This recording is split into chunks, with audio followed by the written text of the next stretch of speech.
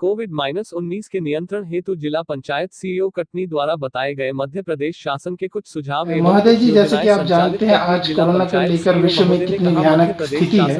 उस स्थिति को देखते हुए आज हमारे कटनी शहर में आज आप गांव के एरिया में कोरोना को लेकर आपकी क्या तैयारी है? ऐसे मंदिर जिनके पास जैसा कि आपको पता है, ग्रामीण क्षेत्र चूंकि मैं सीईओ हूं, तो ग्रामीण क्षेत्र की व्यवस्थाएं देखना मेरी ड्यूटी में शामिल है और जिले का नोडल अधिकारी भी इस काम को देख रहा हूं। ग्रामीण क्षेत्र में अब तक हमारे पास जो है लगभग 25 से 30 के बीच में अभी तक संख्या आई है। और आपको पता है कि जैसा कि मध्य प्रदेश शासन ने निर्णय लिया है कि हमारे जो प्रवासी श्रमिक हैं उनको अपने अपने क्षेत्रों में लौटना है, तो 99% केसेस हमारे जो प्रवासी श्रमिक जो बाहर से आए हैं उनकी वजह से ये थोड़ा सा संक्रमण हुआ है। लेकिन सभी ग्राम पंचायत लेवल पे सैनिटाइज और साफ सफाई करने के लिए भी निर्देश दिए गए हैं और काफ़ी कुछ काम हुआ भी है इसमें। लगभग 1-1.5 महीने पहले भी इसमें हुआ है।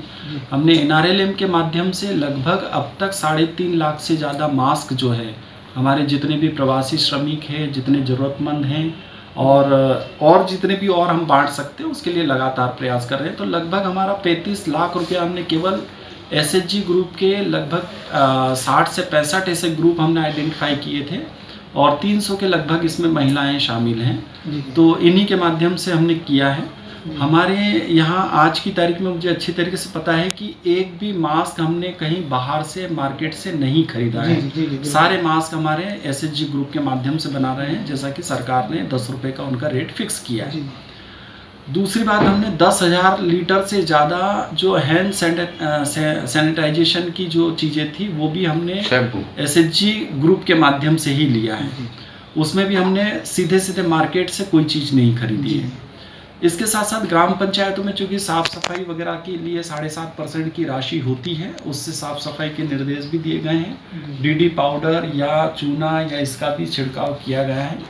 आपके सामने ये बात जरूर आ रही होगी कि कई जगहों पे नहीं हुआ होगा, तो ऐसी कंडीशंस होगी तो उस पर भी हम पूरा ध्यान देंगे। कई जगह मास्क ही नहीं बटे और मास्क हमारे यहाँ करीब 1.5 लाख से ज़्यादा मास्क हमने सीधे हमारे जो मनरेगा में काम करने वाले लोगों को दिए हैं, क्योंकि इसमें मनरेगा में प्रावधान था कि प्रत्येक मजदूर को आपको मास्क उपलब्ध कराना। जनसंख्या के हिसाब से मास्क नहीं बटे।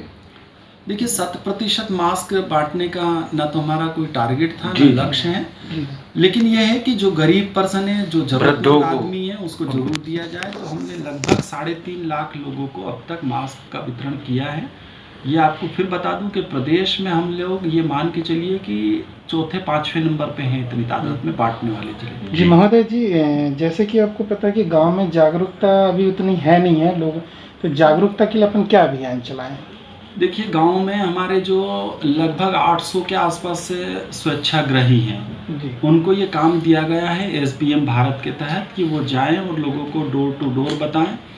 आपको ये भी बता देता हूँ कि अन्य जिलों में ये प्रैक्टिस नहीं हुई है, लेकिन हमारे यहाँ 40 ऑफिसरों के दल गठित किए गए थे पिछले 2 महीने पहले ही, और जिनको हमने ये टारगेट दिया था कि जितने भी हमारे प्रवासी श्रमिक, लगभग 34,000 हमारे प्रवासी श्रमिक आए हैं, इनसे डोर टू डोर जाके इनसे बातचीत की है और इनसे इनका फीडबैक लिया है कि किसी को किसी प्रकार का कोविड का सिम्टम्स तो नहीं है। तो ये जानकारी भी हमने ली है और उसी के तहत जागरूकता भी बराबर स्वास्थ्य विभाग अपने स्तर से कर ही रहा है, हमारी ग्राम पंचायत के माध्यम से भी कर रहा है। मैं आपको ये भी और बता देता हूँ कि शायद शहर में जितनी जागरूकता नहीं है उससे ज़्यादा ग्राम पंचायत एरिया में है।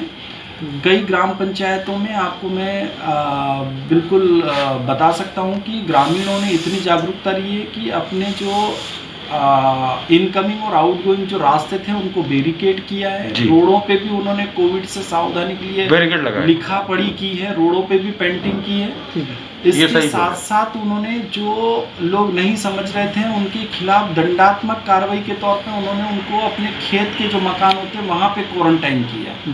जी। तो ये भी चीज़ें देखने को मिल रही है। नहीं, सही है। निश्चित तौर पे हम हर व्यक्ति तक नहीं पहुँच पाए होंगे, लेकिन आज की तारीख में कोरोना से हर व्यक्ति अवेयर है, आज की तारीख में हर व्यक्ति सिंसियर है, तो कर रहा है। धन्यवाद महोदय जी।